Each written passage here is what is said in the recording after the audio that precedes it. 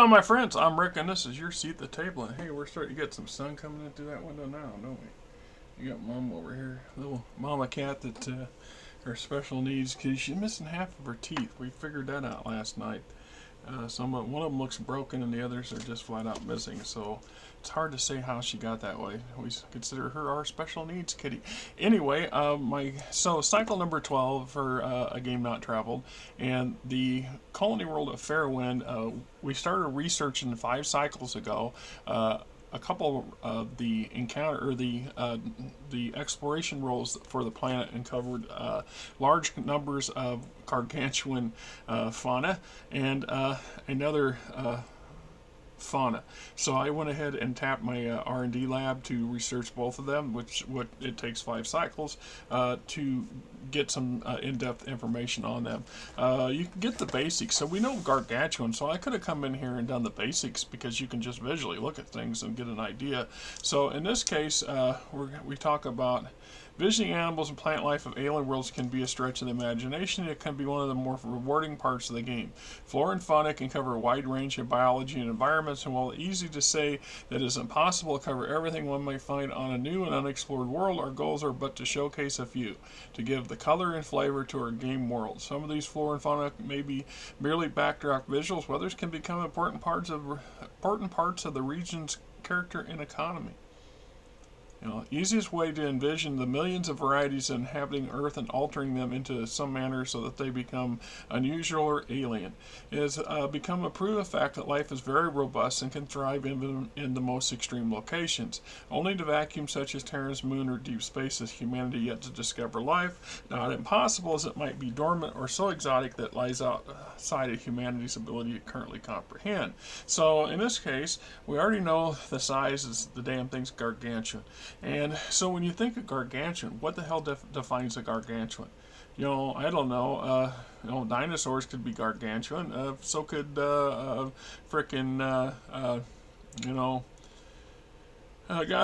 for example. If this planet's covered in Godzillas, I'm in trouble. I can tell you that right now. But that the possibility is there.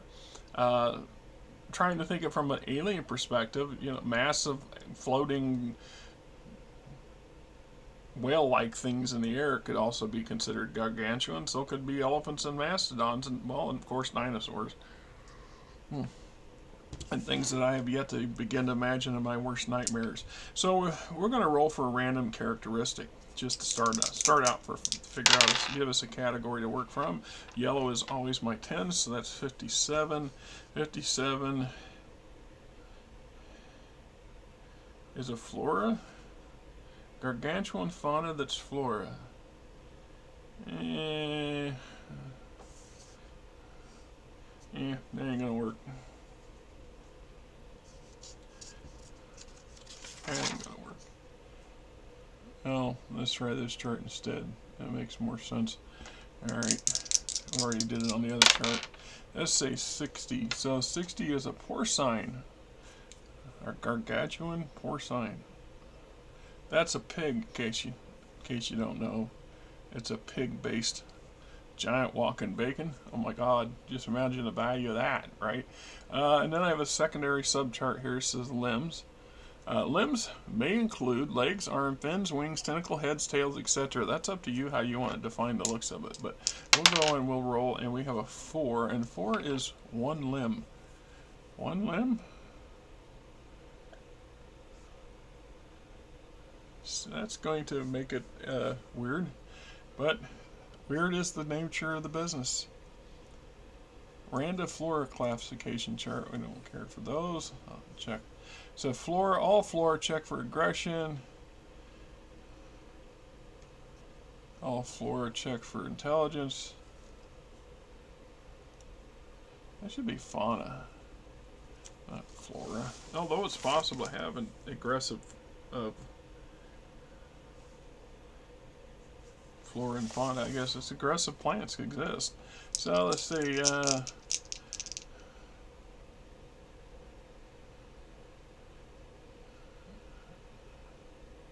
Yeah, that's just before I go start mucking with things, I'll leave that alone, come back and look at it. So size concept, we've already established this is gargantuan. So this falls into the mega size category, which is 4.6 meters plus 501 kilograms plus.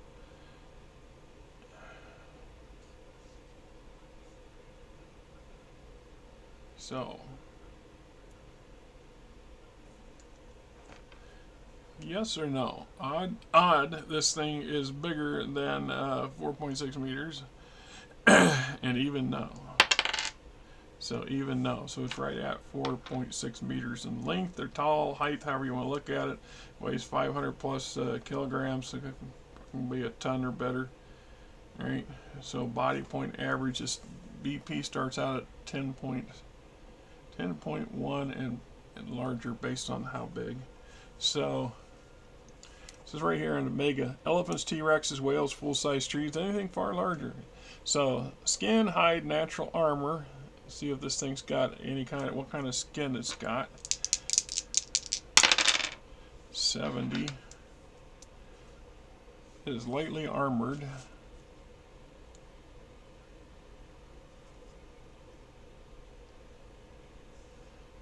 So it has AP of 1.0 and damage reduction is 10% of BP. So just by its sheer size and the lightly armored hide means that it's going to take a little more damage to inflict damage. So it would get a natural negative 1.1 to other people trying to hit it, do damage, or to do damage. Hitting is not the same thing. So armor points chart. See if that applies here.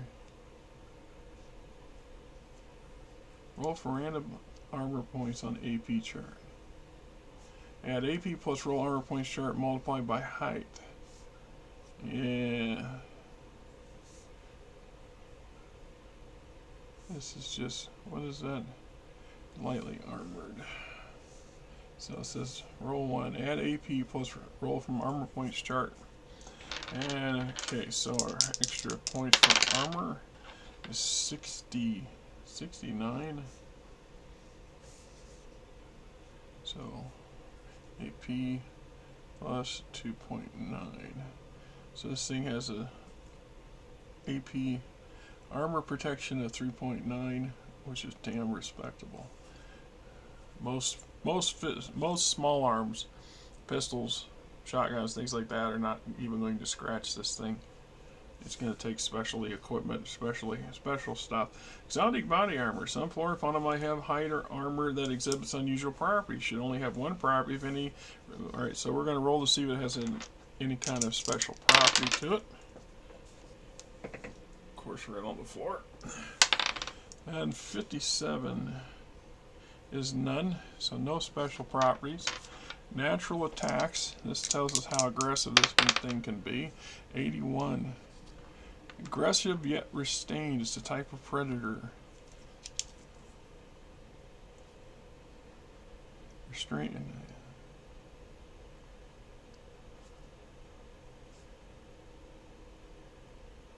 So I'm going to take it as some sort of thing that would generally attack other people if A, it sees you as food, or B, you cheese it off. You know, don't cheese it off. This thing's big. Natural weapons and damage. This covers everything from thorns to claws and bites. The following a general list of possible attacks from by all means should not be considered. Alright, so one of the things I'm going to have to look at is this is some kind of pig thing, but it only has one limb. To me, that almost sounds like a snake. A pig snake? Or, you know, how else is it going to get around? Does it roll itself up in a big ball and bounce around? I mean, geez, that's kind of spooky thinking. Something the size of a semi rolling down the road at you. A pseudopod comes to mind. When I think of one limb, first thing that comes to my mind is some kind of snake or snake-like thing. See, that's what I have to take into account. I gotta think about that. So when we look at natural weapons, so it's left. So here's how it works out, right? General list of possible attacks by all means should not be considered all of them. The number of attacks that a flora or fauna can inflict on a combat round should be no more than one for every two size categories. Attacks are still governed by melee combat rules. When in doubt, ask yourself how you think this thing gets around. A four-legged fauna or 6 or 8 would get one attack per set of legs, possibly a trample if it's large enough. A grazer would not likely bite, whereas a predator's might be a primary weapon. If you still do not know for sure how, simply give a single attack per two size categories. If damage inflicted is multiplied by the size in meters times the damage. So these big things can do a lot of damn damage. It's possible to combine one or two forms of attack into a unique attack. For example, a tail might have spines, a claw can rake, and a bite can be kind with a body roll or body slam. Do not stack the damage multiplier, but choose the higher of the pair. Do not combine more than two pairs. And so in this case, there's no chart. This is just options for you to decide. We know it's a type of predator, so obviously it has to have an attack. It has a single limb. We haven't designed exactly how this limb's going to work. Based on its size, I could have, it's looking at its base size 4.6 meters, so 2. It would have potentially 2 attacks. So yeah, I just say all this stuff which is easy peasy, all ready for you to roll. Some of it you got to make a little bit of intuition and decide on what you want. So in my mind, well, it could have a tail slap, but is it like a big slug? Is this thing like a big Jabba the Hutt? Oh my God, it's a big Jabba the Hutt without the arms. Is that what this thing is? Or is it actually going to roll? So, because my options here: bite, claw, tail slap, body spike, body spine, body roll, a body slam, trample, gore, rake, vines, and tentacles. My guess is, since I got a single limb, is that we're going to have to go with a, I guess a tail slap or a body slam and a bite. This thing's going to have a basic bite. Got to have, it's a predator. It's got mouth. Going to have teeth. And well, I guess it don't have to, but it kind of ought to. And woof, slam or roll. Roll is like, to me, is like when the alligator snaps you on and they do a body roll. Jesus, would something that big do body rolls? Body slam. Something that big would flatten something and then eat what's left of it. Yeah, I can see that. Alright, so that's how I'm going to rationalize my way through this. So body slam is a point blank, so literally has to come into physical contact, and a bite is a point blank, so it's going to have to physically come into combat. So 0.5 per hit, success allows for a stun. Yeah.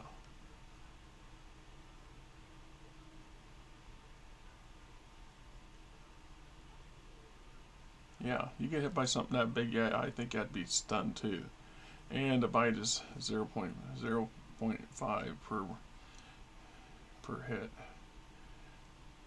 Plus its modifiers and take into account. So 0.5 sounds like the average human has 3.0 or 30 points depending on how you look at it. So a single bite from this thing is not going to kill a human.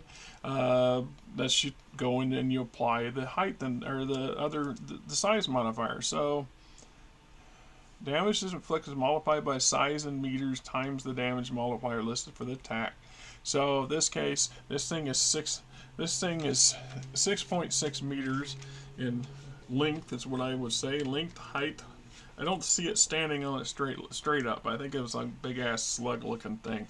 So 6.7 times 0.5 is, so it does 2.3 damage per bite.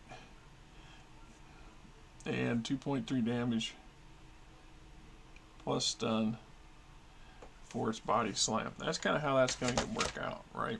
Okay. So we move on to special nature weapons. Some flora and fauna deliver attacks in an unusual, unique way. A noose may engulf a target and attempt to digest using acid or drown and suffocate its prey. Others are able to spit, spew, excrete, otherwise inflict damage. There can be defensive, offensive. A harmless seeming flower whose nettles emit a sap that burns, causing the thing touching it make a physical attribute versus a combat attribute to resist the burn, etc., etc. So. Let's see, do we have any special attacks? I need to get over 76. So, 92. There you go. What? Okay. Special. This thing's turning into a nasty bugger. I can tell you that right now. Special natural weapon. And it is coated with a sticky substance.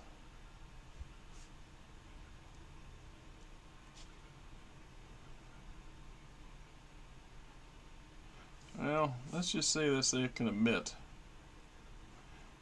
Yeah, the idea of this thing rolling around on the ground and being covered in some kind of mucus doesn't, well, it's a pig thing. You know, I don't know. Whatever. Let's just leave it the way it says. Coated with a sticky substance upon contact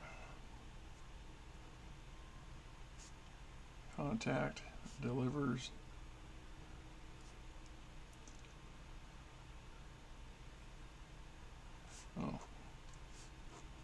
successful to hit.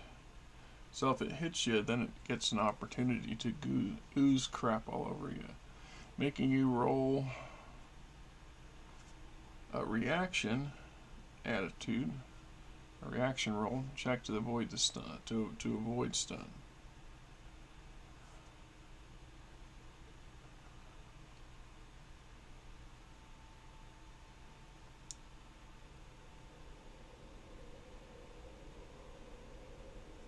Okay, then it says here there's 3 options, so we'll roll on that. We get an 85. So 85 is failure to make your save, if you will, allows the creature to trip you, drag you toward its digestive organ, or tosses the prey rolling splash.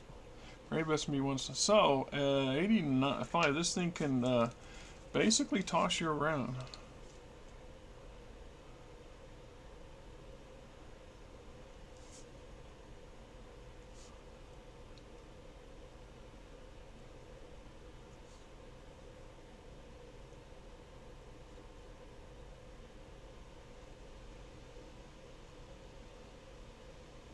So in this case, I would just apply the grenade chart rule. So if this thing hits you, flips you, and doesn't crush you outright, it's going to then flip you, make you have to roll on the stun chart, and then flip you potentially, I don't know, so many meters away in a random direction using the grenade stun chart rolls, right?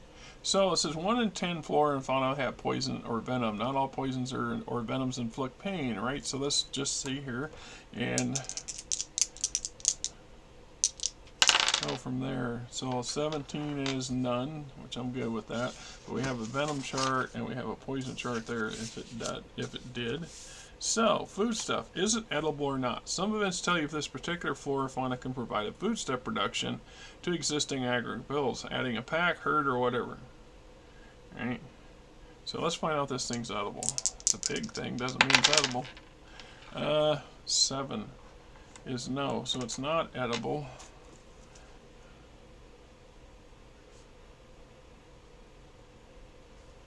Alright. Can't eat it. Locomotion. Yeah, so with having only 1 limb, it kind of it's like trying for the traditional walk or fly. Consider some of the more exotic methods such as gas bladders, tendrils, pseudopods, vibrations, symbiotic location, attaching itself to host, for example. There could be other possibilities not been thought here. I'm going to say this thing is going to undulate or slither. Or bounces. Jesus, I can just see this thing bouncing and be just horrible. All right, we're gonna get fun with it. So odd, it's undulates and slithers like a snake, or it bounces like a damn ball. So odd, it slithers like a snake, and even, it's going to be a bouncing crap. Bounces.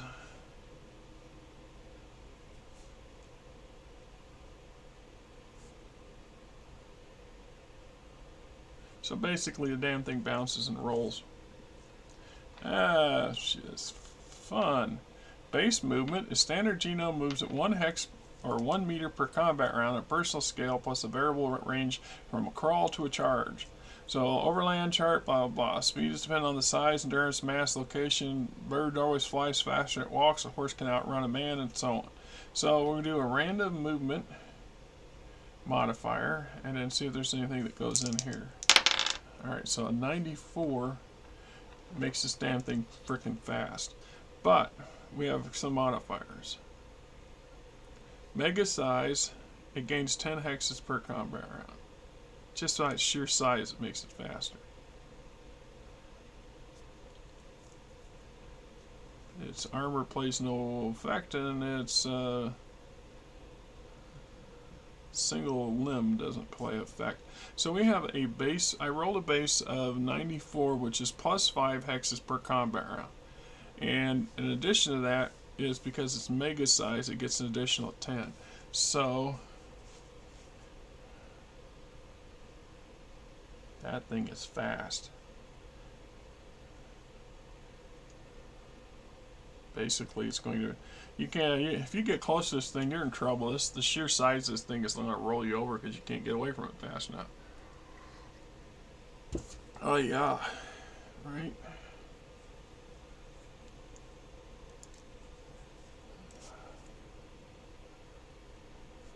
Yeah, 15 hexes. Good lord.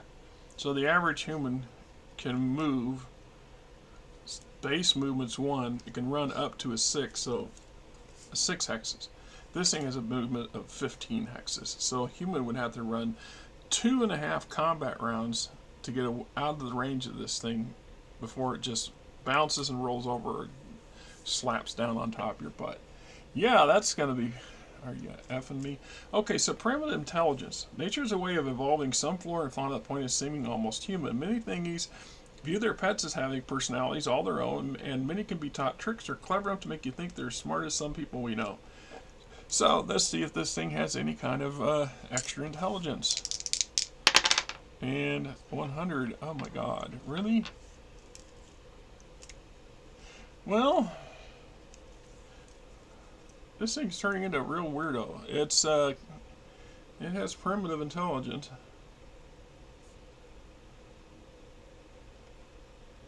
It says caveman smart.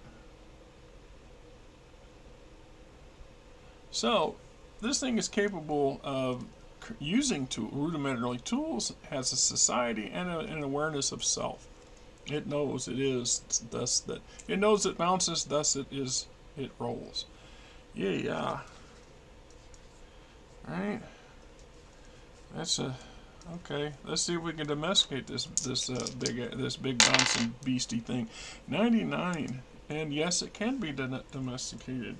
Are you kidding me? Okay.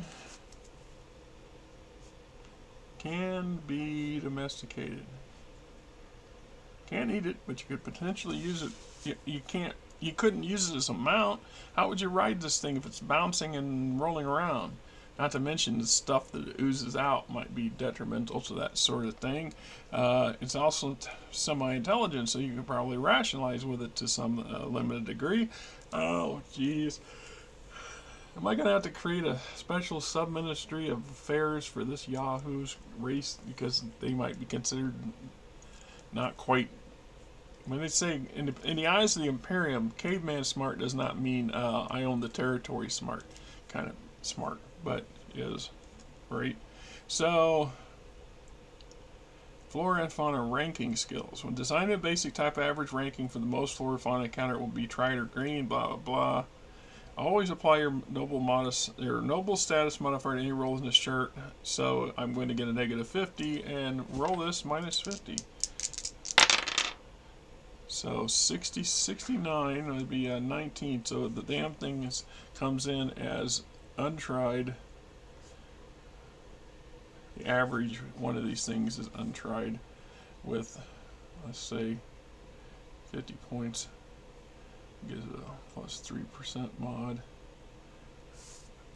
Ranking for skills, untried, has negative. So we have possibility of skills. Sure, why not? Minus 25.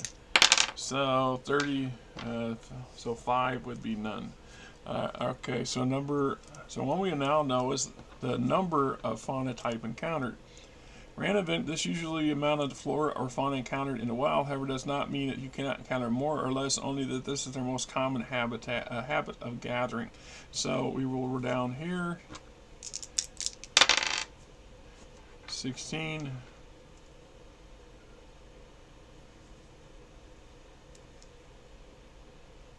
So these things are loners. You're only going to see them maybe, in individually, maybe rarely together when they're getting together to get to mate or whatever, how that's going to play out.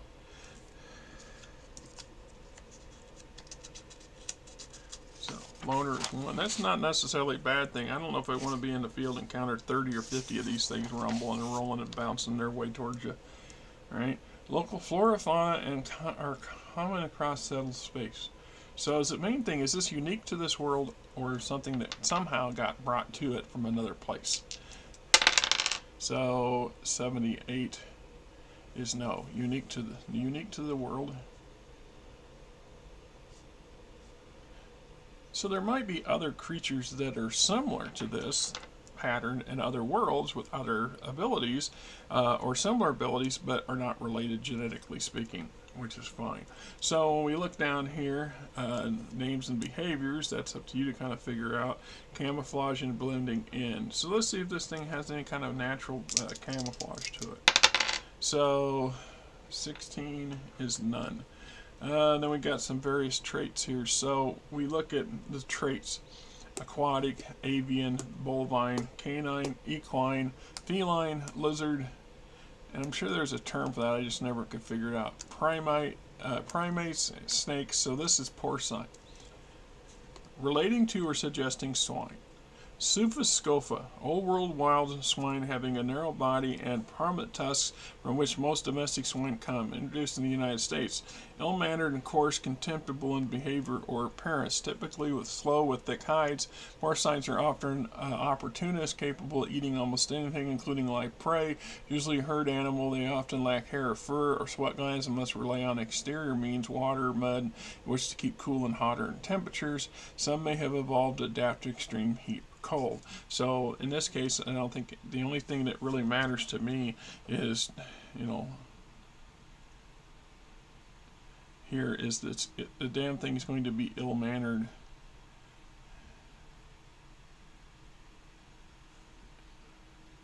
And contemptible. Although I suppose if you domesticate it, it can change something. You can alter that.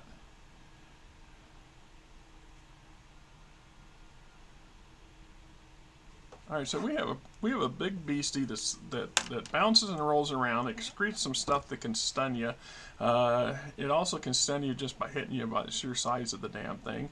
It has a single limb, which means it's either like a giant slug or some kind of spheroid thing that then, I don't know. I'm not 100% sure in just how this thing is going to play out physically speaking, because a lot of that's left open to you. You want to make that decision. You decide what the hell this thing's supposed to look at. You want to do an artwork on that thing, there's one to there's a challenge. The other side of it is that it's not an edible, so I can't tap it to increase my food production for my planet. It is domesticatable. That means that I can use it for some purpose.